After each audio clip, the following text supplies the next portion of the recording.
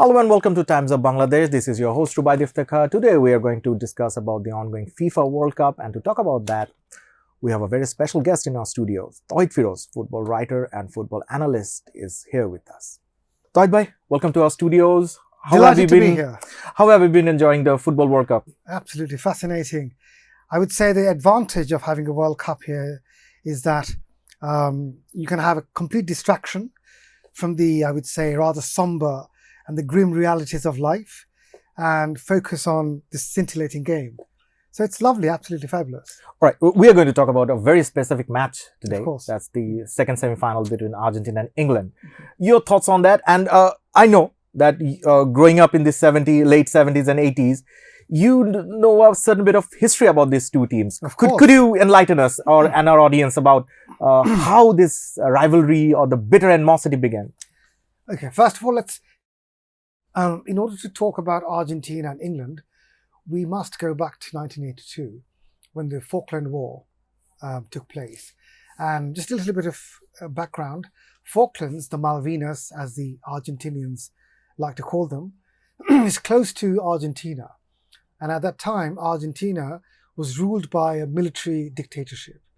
And that dictatorship was facing a wide range of domestic issues. The entire country was plagued by unemployment and political unrest, plus political dissidents were being persecuted. And there was, I would say, a widespread discontentment and resentment in the country, in Argentina. Therefore, to deflect the attention from domestic issues, the Argentine government decided, if we take the Malvinas, if we occupy it, this is going to be a victory over a colonial power, which is Britain, and then that would, in return, increase our popularity and acceptance in Argentina.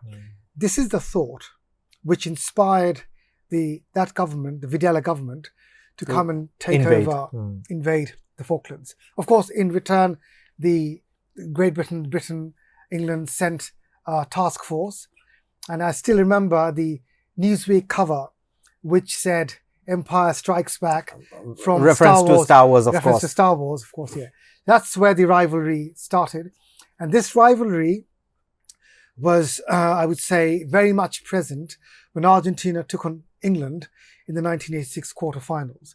The tensions on the field was palpable. The tension was palpable, and you could see from the body language of the players that this was a sort of a vicarious battlefield.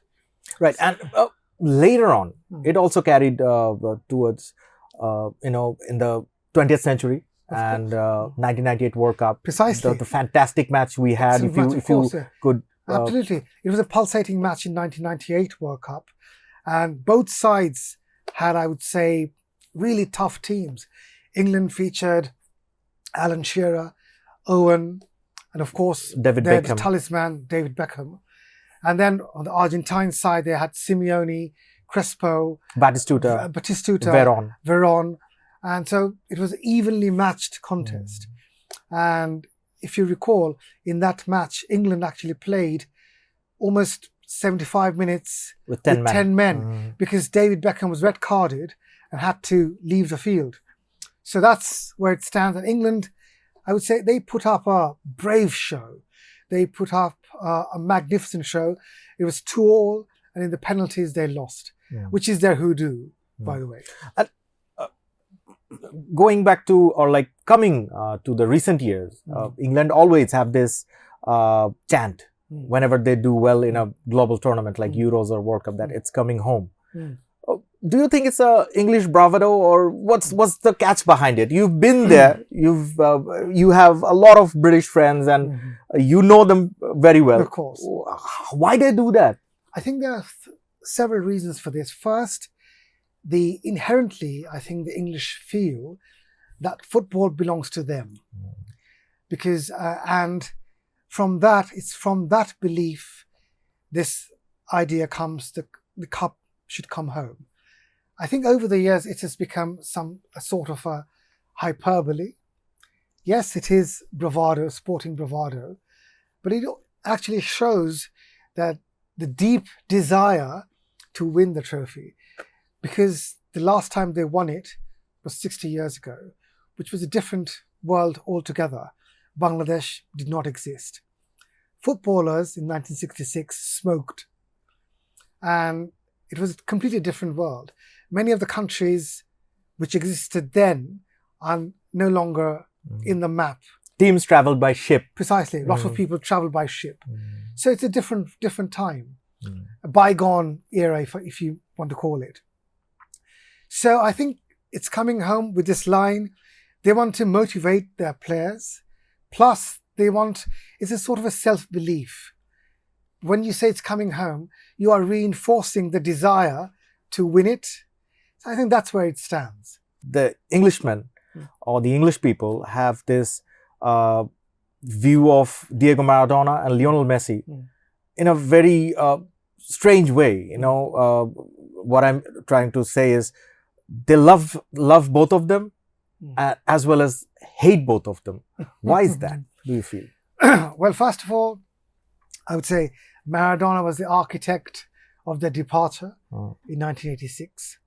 And that hand of God goal, which is regarded as a sort of with indignation by the British and the English. So, however, the second goal, of course, it's sublime. One of the greatest goals ever scored. And that goal is, I would say, you can't find a single person who would not admire the skill of Maradona. So at the same time, they, of course, admire him. But of course... And they loathe him. They loathe him for that Machiavellian side, the cunning, the shrewdness.